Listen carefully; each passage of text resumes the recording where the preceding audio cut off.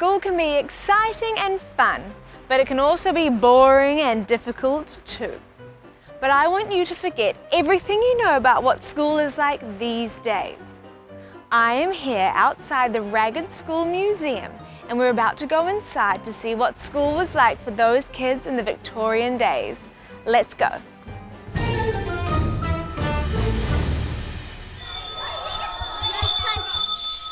During the Victorian era, teachers were mean. They were pure evil. You could definitely not write with your left hand. The lessons were all horrible, and you would get the cane if you even thought about stepping out of line. So, right now, turn to your teacher and say, "Thank you for being so wonderful." Go on. I am currently in an old Ragged School building. This classroom that I am standing in has been recreated to be exactly what it would have been like during the Victorian times. I can just imagine what went on in here.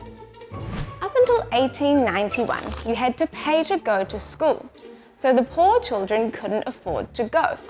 Queen Victoria over here made lots of changes with the schooling system. She'd made sure that they were all running properly. It was people during the Victorian times that made it so that children went to school rather than going to work. Now the rich boys and girls, they didn't go to schools like this one. They either were taught from home or sent off to a boarding school. A Victorian classroom wouldn't have much in it.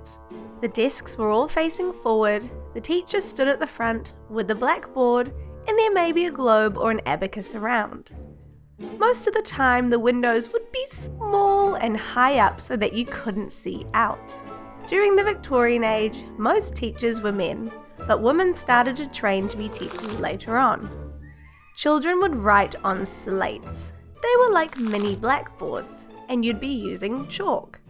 To rub them out, you would have to spit on it and then use your sleeve to clean it. Yuck! If you were to write on paper, then you would use an ink pen. It had a metal nib on the end and you would dip it into an inkwell. Boys and girls would do their learning together in primary school.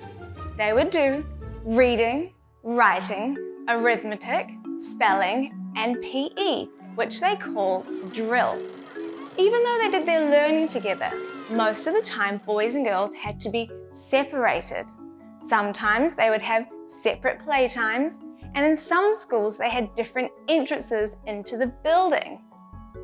A normal school day would start with the prayers, and then the lessons would go from 9 till 12. Students would then go home to have their lunch. Then they would come back and have more lessons from 2 till 5. Some schools had small classes with a large range of children, from young to old.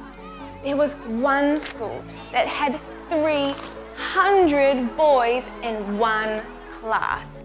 Do you think you would enjoy that? Schools had to be run by candlelight, so if you were at the back of the classroom, it was very difficult to see. But you had to make sure that you were copying the work off the board or you would get the cane. The chalk was often difficult to write with, making it look like you weren't doing much work. You weren't allowed to call out. You could only speak when spoken to. You had to address the teacher as Sir and follow every order. Some teachers even had their students bow and curtsy to them. In secondary school, the boys and girls were split off into different schools. The older boys were taught maths and technology so they could grow up to work in a factory or to be in the army. And what do you think the girls learned? Well, they learned all the important things about how to become a mother, like sewing and cooking. If you did something wrong in class, you would be beaten with a cane. Or you would have to stand in the corner of the room with a dunce cap on. It was meant to be a huge disgrace if you wore this. During the Victorian era, more day schools started to appear. Some of the schools were called ragged schools. They were called that because the children were very poor and all their clothes were tatty. Some of the children that went to the ragged schools actually lived on the street. In 1870, a law was passed that all children aged between 5 and 10 years old had to go to a day school. But many parents didn't let their kids go to school and they made them keep working. This may all sound absolutely dreadful to you, but there were bright parts to the day as well. And they were, you guessed it, playtime. There were lots of games to play and toys to play with. You could have competitions and races with running hoops down a straight line. You could have competitions with marbles. You could play hopscotch, or you could even play football with an inflated pig's bladder. How lovely. Unlike this wonderfully recreated classroom, most Victorian classrooms were quite dark and difficult to see. So your first activity is to make your classroom look as dark as possible. So shut the blinds, turn off the lights, do anything you can to make it difficult to see. Then your teacher is going to write something on the board. She's going to say it and you need to repeat it twice so it sticks in your memory.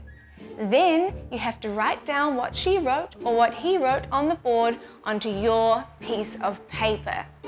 Then you might see how difficult it was for the Victorian children. Great, hopefully you were able to see it all and copy all of it down. Now it is time for the best part of the day, playtime! I want you to go outside and experience what a real Victorian schooling playtime was like. And I want you to take lots of photos and then you can use those photos to write a recount. Now, I've had a wonderful time here at the Ragged School Museum.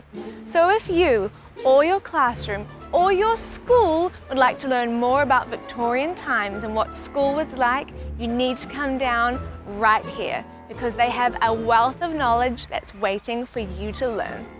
Now, I will see you very soon. Goodbye.